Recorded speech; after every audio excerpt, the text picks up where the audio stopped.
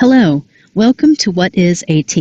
My name is Shauna Montgomery, and I'm an educational consultant with the CAIU in Harrisburg, Pennsylvania. My colleague Jerry Schaefer and I have developed the following module as part of the Tier 1 Assistive Technology Process. This process was designed to build capacity in AT within local school districts and cooperating agencies. Each module is designed to provide information about best practice in AT. Let's get started.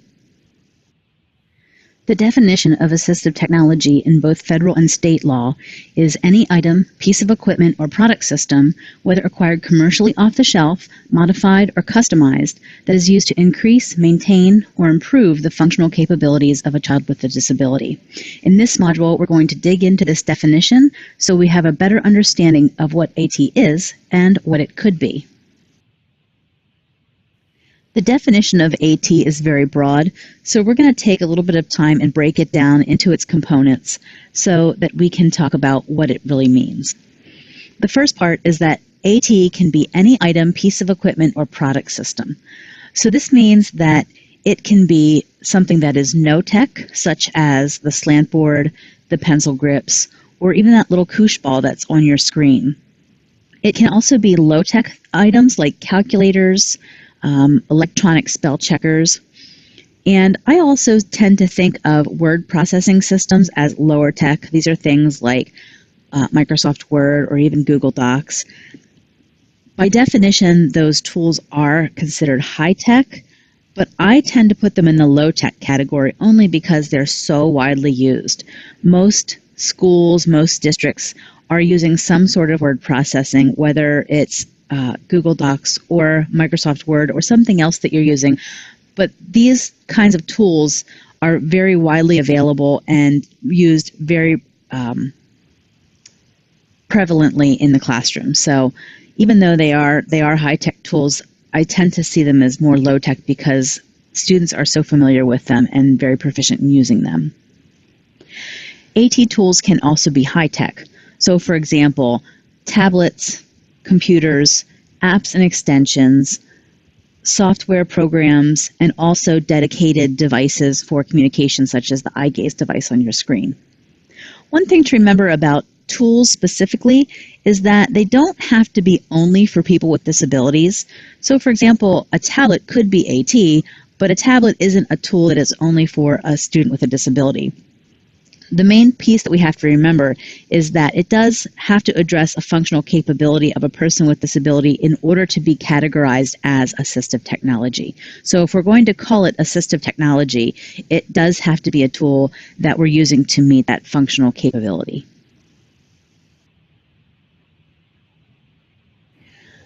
Like I said, apps and extensions are examples of high-tech AT tools, and these are some of the newest and sometimes most widely available forms of AT. There are tons of apps available for helping people without disabilities do everyday things. Sometimes those apps can be very easily applied to the same use for people with disabilities, such as a calendar app or a timer app. But sometimes we really need to think about the apps we're using and how we can utilize them to apply to and meet the needs of students with disabilities. So just one thing to keep in mind as you're looking for different tools, that apps are a great way to address student needs.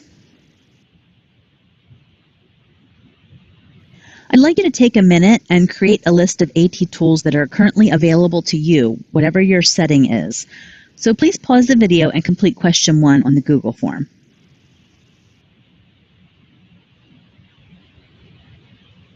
The second part of our definition of assistive technology is that it's acquired commercially off the shelf, modified, or customized. Sometimes the AT we need is readily available. Other times we need to be creative in how we use items or programs or equipment to meet the specific needs of our student. This is also true when we need to think outside the box for how to use things that are readily available in order to meet those needs. Purchasing AT devices or products can get expensive. The key is to remember the functional capability and how the AT device or product will address the identified need. So if an item can be modified or customized to meet the need, then it's possible to put in place lower cost solutions that will get the job done. The picture on the top left is a glove that helps students isolate fingers for writing. It's about $8 or $9 online. You can buy that exact same glove. It's really super cute. But the picture on the bottom right is also a glove that's also helping that student isolate their finger. And this is an example of a modification. So this is a glove that you could purchase anywhere. So it's a little more readily available than the top. And a finger of the glove was simply cut off so that when that student possibly is using a touchscreen computer, the touchscreen is only registering that one finger. These gloves are available at the dollar store, so a teacher can go and pick one of these up and make a quick AT solution to meet that student's need rather than purchasing something that will take time to get there, costs a little bit more money. The item on the bottom is cheaper, but it still meets the needs, so it's still considered just as much AT as that top item. The other two items on your screen are examples of Lockline, and Lockline is a product that you can buy in individual pieces, and at the top it's showing how they're put together, and at the bottom it's showing how you can really customize them to meet whatever need you're looking for. So there's an example of using that to mount a switch versus using it to mount an iPad on a wheelchair. So when we look at AT, we have to think about not just the tool, but how we're going to modify it or customize it in order to meet the need.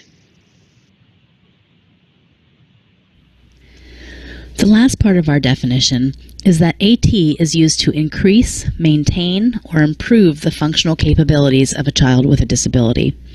Functional capabilities can include the most basic tasks, such as hearing, seeing, talking, or communicating. But it can also include more complex tasks, such as reading, writing, or organization.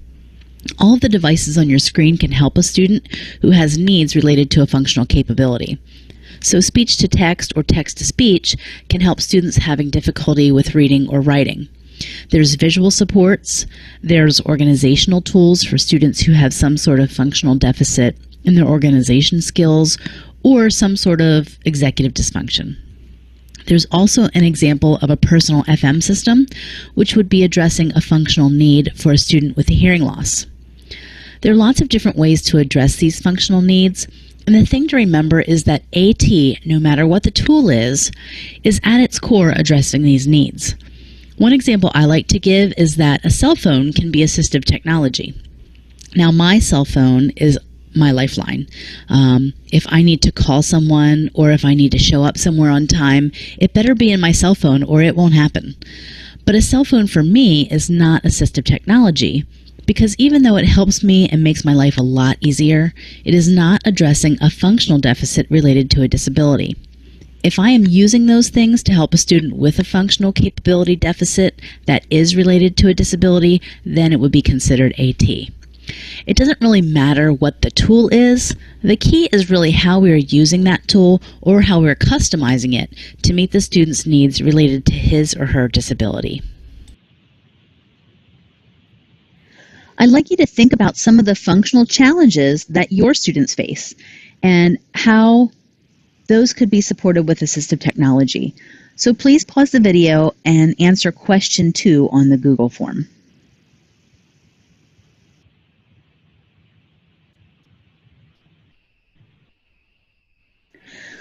Like I had mentioned before, there are 3 broad categories of assistive technology. No tech, which includes things like pencil grips, adapted paper that is either color-coded or maybe has tactile lines, paper communication boards. So these are just simply boards with vocabulary on them that are printed out and used in hard copy form. And graphic organizers can also be assistive technology, low or no-tech assistive technology. We also have low-tech examples such as calculators, word processors, like I talked about earlier, static display AAC devices. So these are those devices that students are using to communicate that don't change, so the display does not change on them. And things like books on tape or books on CD or audiobooks can also be considered low-tech. High-tech examples are dynamic display AAC devices, eye gaze systems for communication, text-to-speech software, and all sorts of apps and extensions that help meet students' needs.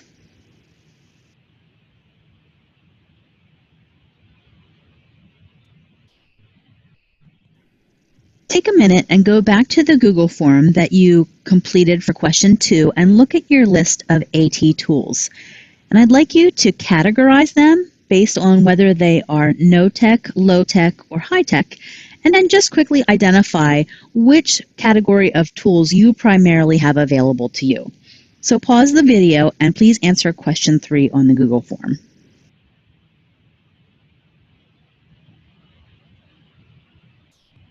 Thank you for taking the time to complete this module.